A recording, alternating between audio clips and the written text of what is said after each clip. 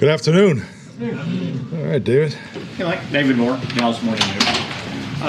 This week was a little different with the Thursday game and then a Monday night game. So can you talk a little bit about what your player schedule was today to get back into it, and also just what your message was to them going into December? Yeah. Well, the biggest thing for the players today was really just the strength and conditioning, getting checked back in with the medical, and then they had a community service opportunity today. So that was their schedule, and then tomorrow is their normal Tuesday off day, and then we'll start Wednesday into a normal week. Have you always found in your previous breaks, coming back after Thanksgiving, there's a little more juice, a little more adrenaline coming back in, and you kind of see the light at the end of the definitely. I think that'll be Wednesday, probably more so Thursday. I feel it's real important to try to make this be a mini bye for what's in front of us. That's what I've learned over my experiences of playing on Thanksgiving. So that's really our what we're trying to accomplish. Getting back, Clarence lost today, Dallas. Getting back to the medical. Oh, get your Texas shirt on, huh? Shocker. Not an accident. Getting back to the medical, the guys checking in, and you get a read on some of the guys who've been out and their prospects for this week and what they're going to do for Monday night. Okay, who do you want to talk about?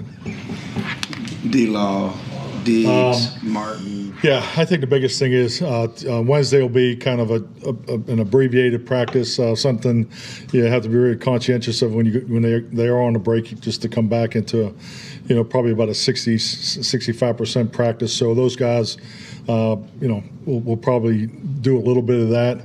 And then Thursday will be a normal Wednesday, which, the veterans will break back in. But I see Zach Martin, potentially going with that group. D-Law is still technically in the rehab group, so we'd like to see where he is this week. That's a whole other threshold that he needs to go over. For the severity of his injury and how long he's been out. So it'll take the week really to answer those questions. Who else you want to talk about? Diggs. What about Diggs? I'm hopeful that he'll be able to do some earlier in the week, and then hopefully progress to doing more at the end of the week. And what about Guyton? Where is he? He'll be in the rehab group Wednesday. And Ferguson. I would think Fergie would be close to coming back. There you go. Thank you. Oh, good teamwork. Todd Archer with ESPN. In a league filled with unbelievable athletes and things like that, Overshown's play, the interception, the pick six, did you find yourself going back and looking at it again and say, oh my God, how did he do that kind of thing? Yeah, definitely. It's a great play. Just all the way around, the anticipation, the instincts, and really to get control of the football. But I think we're just seeing the tip of the iceberg. Really, I've been so impressed with him and his consistency and his approach, and that's just going to keep putting him in the position to progress. And frankly, we give him more opportunities. Because he obviously can make plays from the edge also. So, but yes, a big time play. And then with Ferguson, what have you missed without having him in the last few games? Fergie's He plays really well in all three phases. He's a good run blocker. He gives you protection, flexibility, and the things that come off of the protection. The option routes, delay routes, and things like that. And he's done damage in the passing game. So just really his consistency in all three areas. But I am happy with the young guys. Both Luke and Brev have done a really nice job. So, and I think that really helps us moving forward. And I'm just, in a big picture, is really hopeful that all the opportunities these young players have been given, that it'll definitely benefit us here down the stretch. John Machado with The Athletic. With the wide receivers, just two in particular, Brandon Cooks, Jonathan Mingo, coming out of that last game, what was your evaluation of those two? Just frankly, it's great to get them back involved, number one. I think the biggest thing that I'm worried about is, how we're using them. Because, I think it's like anything in the game of football. The more plays you have, the more tendencies you have. The more personnel substitutions you have, the more tendencies you have. So we just got to make sure we're rolling these guys through, that we're not telegraphing, what's next because of who's in the game. But I thought both those guys did a nice job of playing to their opportunities that they were given last week.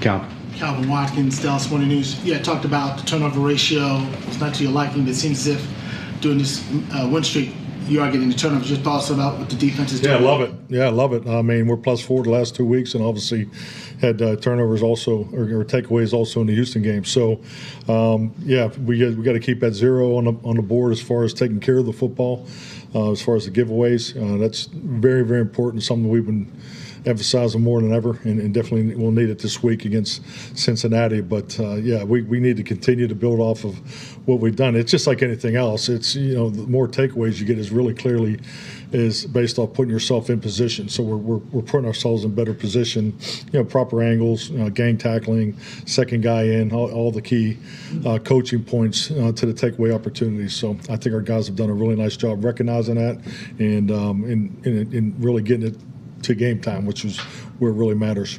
You know, it's a tough position to grade for a lot of people, but like Mozzie, you're seeing that progression that you've been looking for? Yeah, definitely. I think it's, you know, once again, you got to look at what's being asked of him. Is he doing his job? And I mean, let's be honest, when you're playing the nose guard in a one technique, you know, it's not a lot of sexiness going on in there as far as what he's being asked to do. But I do one thing I would like to know, and I brought it up the last couple of times we talked about him. I do think he's doing a good job in the movement part of it. He's been a good anchor in there, and we are getting some consistency, and I think you clearly see that in our run defense.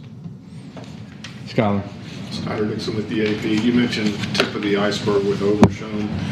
What do you see with where he is, considering he did lose his rookie year for that injury? Well, I think just like anything, you know, if you'd have seen him in here working out every day, you know, during that, you know, that period of time, there was just such a level of consistency with that whole group, frankly. So he did grow, whether he realized it or not. So I think just like any player that comes in the league, there are things you just have to go through in your first year. Unfortunately, his was a major injury, but you know, the second year things come a lot easier to you. The expectation of what every day brings is easier, and you know, he's been a very mature, consistent player in person for us, and I think it's really showing up on game day. But yeah, I think, you know, his experience the first year was tough, but he did have a chance to go through everything at once. Newey. Newey Scruggs, NBC5. Can you speak to the challenge of facing Joe Burrow and those offensive weapons he has? Yeah, definitely. I mean, just, you know, you watch the game yesterday, just the way he steps up in that pocket and so instinctive with the football, clearly has a great understanding of what they're doing, knows where everybody is. His ability to throw on time, just the one glance route to the left is one there in the fourth quarter really stands out. To throw it into that coverage with anticipation and hit it in stride for, I think it was a 32-yard game. But yeah, he's top notch. This is a huge challenge for us. We understand what the records are, but their offense has been extremely productive, and a lot of times it just looks like they're playing 7-on-7 with their pass game. So it's going to be a big challenge for us. And with Luke Schoonmaker's past couple of games, where do you think that confidence has come, where he's been out there helping make plays, where just a couple of weeks ago he was limited on snaps and playing time? You know, I just really want to compliment Luke for all the extra time that he's put in. You know, he's made some mistakes early, but there's not a day where he's not in there early, 7 o'clock with his position coaches, and there's not a day where he's not staying afterwards. So it's refreshing when you see these guys put in the extra time and then they're rewarded, on game day with his production. So I'm very proud of his approach. He's been very consistent, but he's really prepared for this opportunity, and he has stepped up here the last 2 weeks. Jasmine, Dallas Cowboys media. Coach McCarthy, back in mid-October, you mentioned that the team was practicing hard enough, but not necessarily practicing well. So since then, have you seen improvements in the practice quality? And if so, could you share any specific changes that you've made that contributed to that? Well, I think just like any year that you go through, and particularly, some days are better than others. But yes, I mean, you really kind of go into a different category of practicing this time of year. We'll have a full week, a padded week going into this week, but obviously 6-day week, and our padded practices are coming to an end here, so the practices will be different. But I think we've gotten better, but we've had a lot of moving parts, and when you have moving parts, you have to sometimes repeat plays, and we have continued to do that approach. But yeah, I definitely would say we're practicing better. Also, with a number of injuries this season, some of them being non-contact or mechanism dependent, have you noticed any trends either through the GPS data or other metrics that could help you and the staff implement any preventative practices? Definitely. I'm not going to talk about it right now, though. But that's our job. Love your question, though.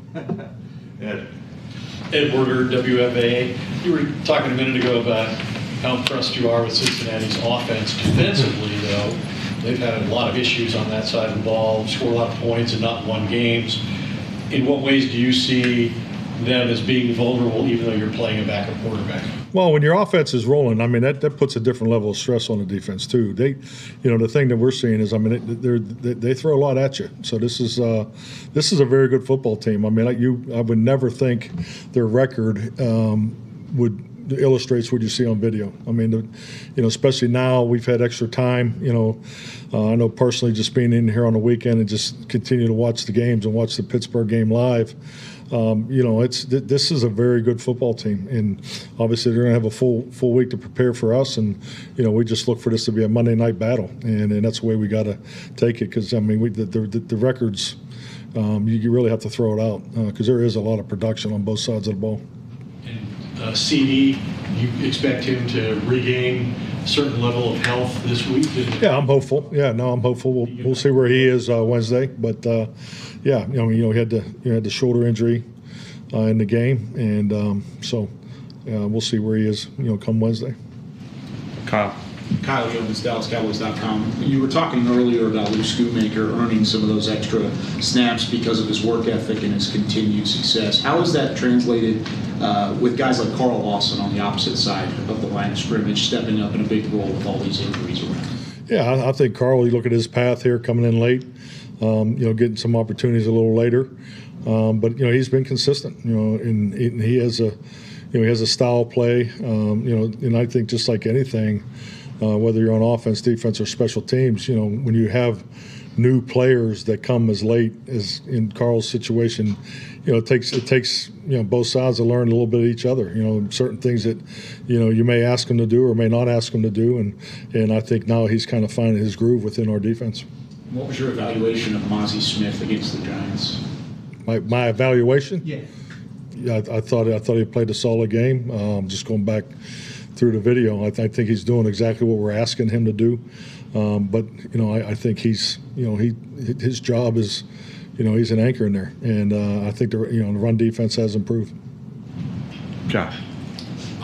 Josh Tolentino, Lone Star Live. Going back to Brandon Cooks, it seemed like after his touchdown, so many teammates were, joyful and happy for him in the locker room. Jalen Tolbert described him as a coach. So I guess given the injury and just kind of what he went through, how would you describe his steadiness, not only in his rehab, but just providing a voice as the oldest guy in that room? Yeah, he's a big part of our football team. He's definitely someone that the players, the locker room really looks to. Just a high quality individual. Everywhere he's worked, his reputation has followed him. It was great to have him back on every front. He's one of the key members on our leadership council. So I was in here today, doing the extra. So he's just the ultimate pro. Clarence. Micah talked last week or so about Zimmer challenging him to be a better leader and do some things differently.